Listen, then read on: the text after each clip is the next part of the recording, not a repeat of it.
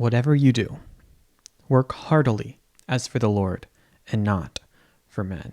This comes from Colossians chapter 3, verse 23. And in the context, Paul has just addressed Christian households as well as slaves and masters. And he's telling them that whatever you do, work at it as though you are working for the Lord. And this is a famous instruction and one that's really nice to put on a bumper sticker, but really hard to live out. And I can't think of any context where this is perhaps more difficult than the reality of modern office work. For so many of us, we commute through long drives of traffic only to walk to sprawling office complexes and sit in vast cubicle farms under bright fluorescent lights where we do work that's vaguely connected to a corporation that we're vaguely connected to that exists only for the purpose of creating profit for its shareholders. We talk about having a meaning crisis today, and it's not surprising that for many of us who spend most of our waking hours doing things in these types of conditions, we struggle to find meaning.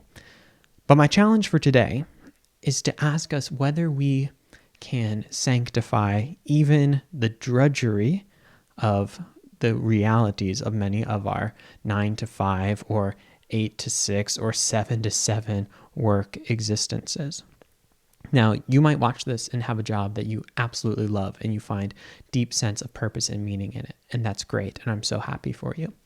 But for a lot of us, I think that people do jobs maybe partially because they love it, but mainly to provide for their family, to be able to help them continue to put food on the table. We've often been sold this idea that, do what you love and you'll never work a day in your life. But for many of us, before doing the thing we love, we have to eat. And so this video is all about a liturgy for office workers. Now, this doesn't come out of just a vague theoretical interest for me. I am, of course, interested generally in how we can sanctify our everyday normal lives, how we can become saints in the day-to-day, moment-to-moment realities in which we are placed in rather than the ones we dream of. But this video really comes out of preaching to myself. If I'm being honest for a second, the past month or so has been the hardest month of my professional career.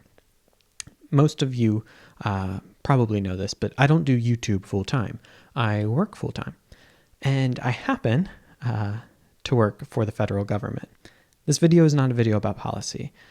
My thoughts on that are neither here nor there. Frankly, you don't come to my videos to hear me talk about politics, and don't expect me to start doing so. And I should probably just give the caveat that this video is in no way related to my professional position, and I'm not speaking for anyone but myself. But if you watch the news, you know that it's not exactly a fun time to be a federal employee. These are stressful times, and they're not unique. Many of you have probably gone through periods of layoffs where your companies that are kind of big, nameless, faceless organizations decide based on spreadsheets who stays and who goes, and you have to fight through the uncertainty of all of that. Even if you make it through, you then have to go to work having lost some of your friends next to you and picking up that. And how do you then find meaning in that? In a job where maybe it was already hard to do that, but now you have to pick up the pieces and say, can this be holy right here? Well, that is what I've been trying to figure out. And I found some things that have been helpful for me, and my goal is that maybe they'll be helpful for you. This isn't a highly theoretical video or a highbrow philosophical or theological video. This is just about the realities of trying to be a saint right where God has put us. So, here is the liturgy I've tried to develop for my life as an office worker. My day starts, like many of yours, not super exciting, getting up way earlier than I would like to. The alarm goes off at 5 for my wife and I, and we get up groggy, brushing our teeth, trying to get ready for the day. And then we make our coffee, and the first important thing is that we sit down and we read a psalm together. Slowly, both of us read it. We both highlight one thing that stood out for us, and then we ask one another how we can pray for each other for that day. That's it. It's not super flashy. It's not, wow, you guys do these crazy things. It takes maybe 5 to 10 minutes. And some days it's like, I don't know what I got out of that psalm. Some days it's like, I don't know, can you just pray that I have a good day? Like, I've got nothing really coherent at 5 o'clock in the morning going on in my head, but it's something we commit to do each and every day. And right after that, Eliza is off to work. She gets to work by like 6 a.m. And I have about an hour between when she leaves and when I need to get in the car to do my commute to work. During that time, what it looks like for me is I'll often come up here. I'll use the icons as motivations for prayer. I will go through morning prayer. In the Book of Common Prayer, I use the, was it 1669? The one of the old editions of the Book of Common Prayer, 1662? Anyway, not really important at all. But I go through morning prayer, which just consists of a time of getting a little more scripture in, confessing sin, reciting the creed, Our Father, some collects. There's not a lot to it. And if you don't have time for that, that's cool. But doing something in the morning, I think, is the first cornerstone habit I would encourage you, whether that's reading scripture, and especially with your spouse, if you can do it. It's been such a blessing to us. But develop something, even if it's 5 minutes, time of solitude, silence, whatever it is. But get into scripture, into prayer, something there to start your day on the right foot. It's kind of cliche, morning routines of a billionaire. You'll see all of these videos. But what you do at the very beginning of the day matters a ton. At least it does to me. I can tell a big difference when I start my day in an intentional, prayerful way, and when I don't. It sets the tone for the rest of it. That's true for me. Maybe it will be for you too. The second element of this kind of liturgy for office workers for me comes during the commute. I don't like commuting. If I'm being honest, I've worked remote jobs and I loved it. But the reality is I have to commute 5 days a week right now. And it's about 30 minutes on the way there and 45 on the way back, depending on traffic. And so what do you do with that time? My inclination is always to oversaturate myself with content. Listen to another podcast. Kind of think about the things that my mind's constantly going through and kind of get my mind started in the morning and, I don't know, pondering and stressing about hypothetical or theological things. And that's fine. And maybe that's really helpful and life-giving for you. Honestly, that's not what I need first thing in the morning, I've discovered. It's not a bad thing, but it's not the best thing for me. Something I've found that really gets me in a better headspace as I'm trying to figure out, what does it look like to be a saint right here while I'm commuting through traffic, is to use that time to pray. A lot of you are even busier than I am. I know I have a full schedule, working, doing YouTube, doing grad school, but many of you have kids and other things. You might be working multiple jobs, and your commute might be one of the only times that you have time to actually pray. When you don't have kids needing diapers changed, or you don't have all these commitments, but you have this time that you can do whatever. And I get that the first thing you might want to do is to get to have time for the one little thing you love. And if that's what brings you joy and allows you to participate in goodness, truth, and beauty, by all means.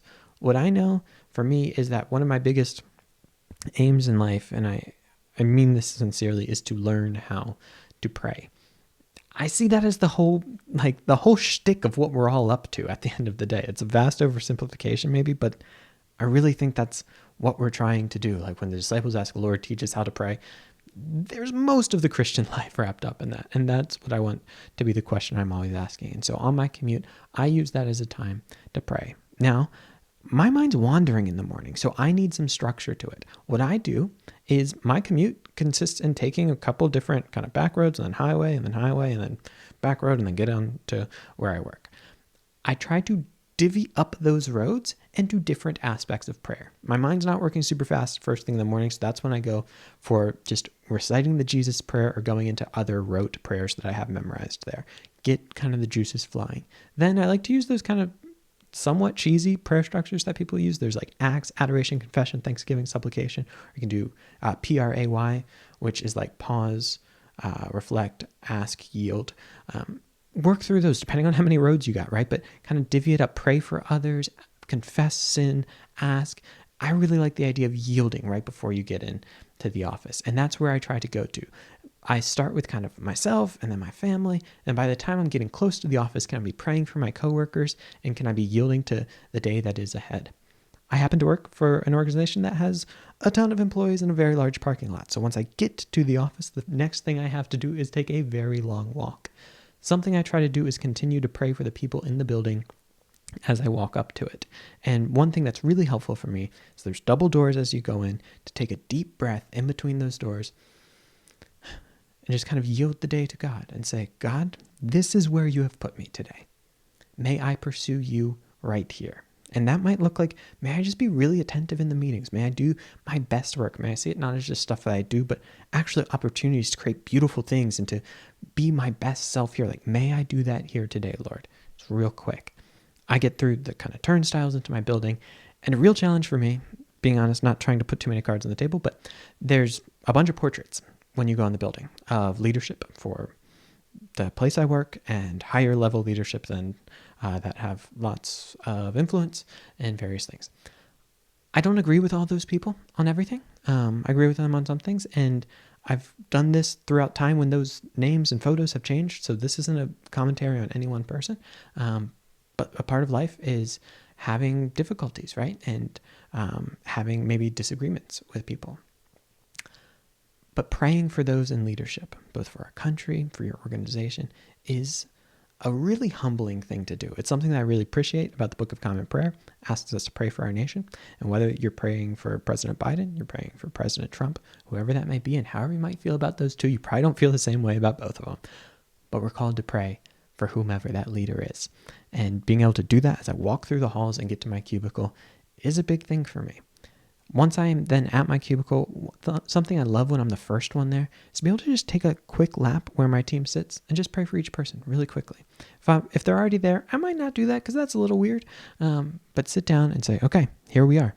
I then use my monk manual. I've talked about this before. This is an ad for them. I think they're phenomenal though. It's like I put down my to-do list for the day. I map out on my time. So this is what I'm going to do in kind of half-hour intervals through the day. Then I do, what am I looking forward to today? What am I grateful for? How can I give today? How can I serve?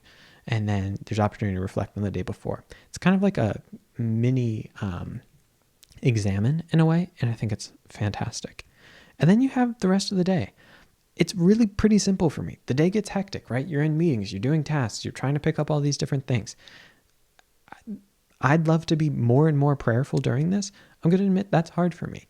There's a couple moments, though, that I think you can take just a quick second to reset. Obviously, at lunch, when you're getting ready to eat, can you just pray for a second? They're like, we're halfway through. God, help me get through this day. Help me to honor you. Whatever it is that you're working on maybe at that time, I mean, in yourself, not your work tasks, maybe pray for that.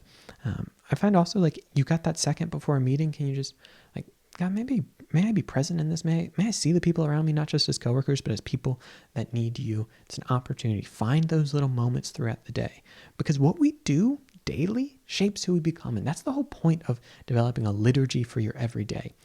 There is no neutral. We are always in a state of becoming. And the things that we do are affecting who and what we become. We can either do that intentionally or we can do that unintentionally. And I find if I do it unintentionally, it's generally not towards being further conformed to the image of Christ, but it's generally towards being conformed to whatever my base desires are or whoever I'm surrounded by at that moment. I want to do better than that because I have this one life and I want to become a saint. And I think you do too. And so this is where intentionality comes in. Then, before you know it, the day's over. One thing I try to do just as I'm leaving, back in those double doors, take another breath and say, God, there's a lot that went on in this workday today. I'm going to leave that here. I'm not going to take that home to my spouse. If you got kids, I'm not going to take that home and bring that on my kids. I'm going to leave that back at these doors. And now it's my job to go home and be ready for my wife. I'd love to say that I'm just as prayerful on the way home.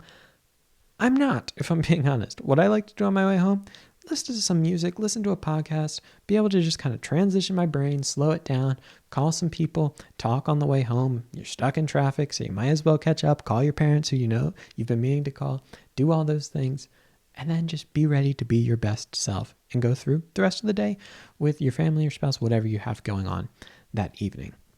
This is nothing like world-shattering, but it has made an impact for me personally. And my biggest prayer for this isn't that you would do exactly what I do. You can probably do a lot better.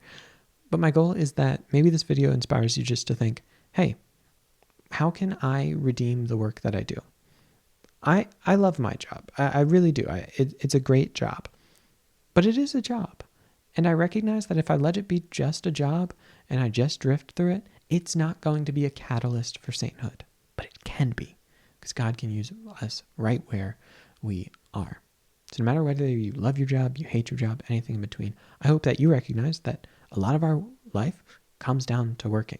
And as much as we dream of escaping it and moving to some farm and having chickens or goats or whatever people want to do and kind of romanticizing this ideal of getting away, that's probably not going to be our story. Most of us, we're going to work, and we're going to work a lot.